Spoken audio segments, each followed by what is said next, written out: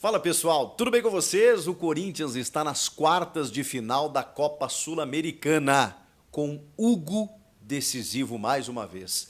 3 penalidades e olha, salvando 2 match points do Bragantino e teve a virada do Bragabu durante o jogo. O Corinthians começa bem, sai na frente, toma uma virada e leva para os pênaltis, algo que a gente precisa falar, mas aí no final brilhou a estrela do novo goleiro e talvez o novo ídolo da nação corintiana.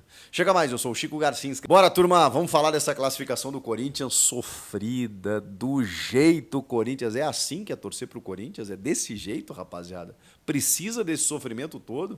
Venceu o primeiro jogo fora de casa, tava jogando em casa, abriu o placar. Tava muito tranquilo, mas não. O Corinthians não, ele não gosta de tranquilidade, ele não gosta do marasmo, né? Ele tem que dar um sofrimentozinho porque parece que senão não tem graça. Tirando a brincadeira, é impressionante, porque o Corinthians vai muito bem nas Copas, classificou contra o Grêmio, jogando melhor. Inclusive quando teve um jogador a menos no primeiro jogo, depois no segundo tempo poderia ter vencido no tempo normal, classifica nos pênaltis. Dessa vez, não precisava ter levado para os pênaltis. O jogo contra o Grêmio até foi um pouquinho mais equilibrado e tudo mais, beleza. Esse jogo não precisava. O Corinthians venceu a primeira partida. Foi encarar um Bragantino que ainda está oscilante na temporada, não teve nem o Elinho no jogo, e que precisava se soltar, porque ia buscar o resultado, mas o Corinthians aplicou meio que uma estratégia oposta, inversa, que eu achei interessante, atacou o Bragantino, buscou o Bragantino, até pela escalação. O Ramon coloca Igor Coronado e Rodrigo Garro juntos. O Coronado mais próximo do Giovani, o homem da referência, o Garro flutuando, né, circulando bem, 2 volantes, o Rian e o Charles. Gostei desse sistema, com 2 volantes e 2 meia-articuladores para a chegada de um centroavante ou um atacante. Os 2 alas, o Fagner, que fez um bom jogo, e eu tenho sido um crítico do Fagner, mas ele fez um bom jogo. O Matheus Bidu, que é um novo titular da posição, que precisamos ser justos, está jogando muita bola. E 3 zagueiros, com o André Ramalho. Ele, quando preservava jogadores, normalmente tirava o André, deixava o Félix Torres com o Kaká e o Gustavo Henrique. Dessa vez ele deixou o André, que fez um jogo exuberante, fabuloso. Como joga bola esse André Ramalho. Que achado do Corinthians esse André Ramalho. Ele tá em todas as partes do campo, ele é um zagueiro que ataca, que finaliza, que arma o jogo, que lidera o sistema defensivo, que sai jogando com a bola dominada, que tem muita maturidade. Perdeu o pênalti, é verdade, e esse é o drama dos pênaltis. Você deixa levar para os pênaltis e corre o risco do André Ramalho, que foi um cara que jogou demais nos 90 minutos, que vem jogando muito bem. Daqui a pouco, né, tentou tirar do goleiro, a bola subiu demais, correu o risco de, numa fatalidade, eliminar o time. Porque não seria culpa dele. Enfim, uma questão ali mais pontual dos pênaltis, mas no jogo, cara, ele vem jogando uma enormidade, um absurdo que joga o André Ramalho.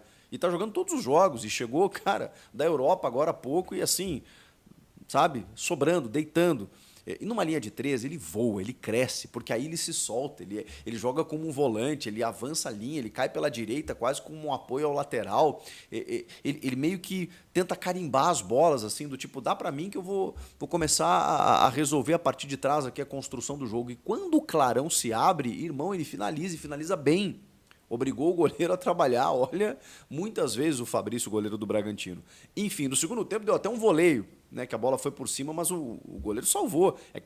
Ele estava acossado pela marcação e ele não queria deixar a bola cair, porque ele não tinha tempo de finalizar, e ele dá um voleio e quase faz o gol de empate ali naquele momento. Enfim, o André Ramalho é um grande achado do Corinthians, junto do Gustavo Henrique e do Kaká. O Kaká falhou em alguns momentos ali, ele foi um pouco atrapalhado, especialmente no momento do segundo gol, mas, cara, eu acho que funciona esse trio aí, Kaká, Gustavo Henrique e André Ramalho. Eu acho que o Félix Torres, para mim, individualmente, é o que menos tem jogado. E tá chegando gente aí, né? O Luizão, do West Ham e São Paulo, a gente fala mais na sequência em outros vídeos. Esse foi o time, mas eu esqueci de alguém, né? Um bom time começa por um bom goleiro.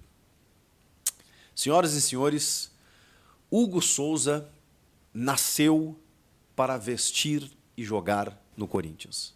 É muito louco isso, cara. Porque ele, acho que quis o destino que ele começasse no Flamengo.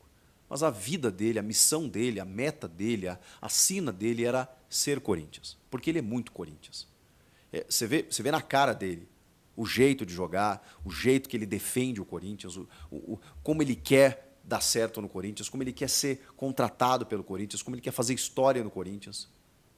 Ele abraçou o Corinthians e essa oportunidade de uma forma comovente, de uma forma que poucas vezes a gente viu. E o Hugo tem uma história de vida como a maioria dos jogadores de futebol, que vem de uma origem humilde, que tem que ser o provedor da casa, que sobe muito rápido, que com 20 anos está vestindo as cores de um grande clube, muitas vezes tendo que ser titular na ausência do goleiro titular que estava machucado, que era o Diego Alves. E aí ele cometeu algumas falhas, subiu um pouco para a cabeça, se deslumbrou, achou que podia mais do que podia, foi autossuficiente e aprendeu, e amadureceu. E estava lá, escondido, no Chaves de Portugal. Parabéns, Corinthians, porque o Corinthians buscou não um goleiro, buscou o goleiro. E o Hugo, eu já falei sobre isso, ele assume a função de goleiro das mais difíceis do mundo. Porque ele chega no momento em que o Cássio está indo embora. O grande ídolo Cássio, em meio a um desgaste aí com a torcida, de pressão para cima dele dos últimos anos, o Cássio resolve ir embora, encerrar o seu ciclo como goleiro do Corinthians. Mas tinha o Carlos Miguel, que era um potencial substituto, ídolo, que podia fechar o gol, jogador de seleção brasileira, jovem, se falava maravilhas e que fechou o gol mesmo nos primeiros jogos. Mas o Carlos Miguel teve uma outra escolha de vida. Ele, os seus empresários e tal, eles preferiram, e a antiga gestão, baixar a multa quando veio uma proposta de fora, mesmo com todo esse contexto, dele poder ficar, ganhar um bom salário, ser ídolo do torcedor do Corinthians, ele preferiu ir embora. Escolhas. Nem cabe a mim julgar. Escolhas. No meio desse cenário, e a torcida magoada, porque, eles começaram o ano com os dois, com Cássio e o Carlos Miguel, e de repente o Corinthians se viu sem nenhum.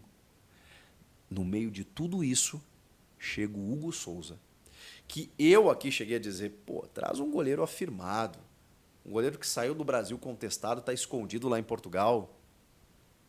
Calei minha boca.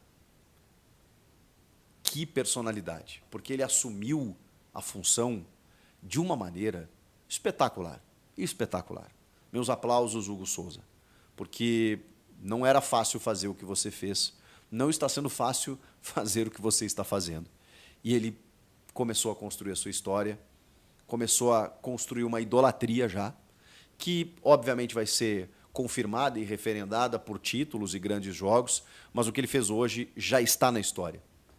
O Hugo Souza, no meio de tudo isso, pegou 3 penalidades, quando o Bragantino tinha 2 possibilidades de fechar a série, de converter o pênalti e acabar a disputa. Pois ele foi lá e pegou os 2 pênaltis. E pegou um terceiro e classificou o time. Inacreditável.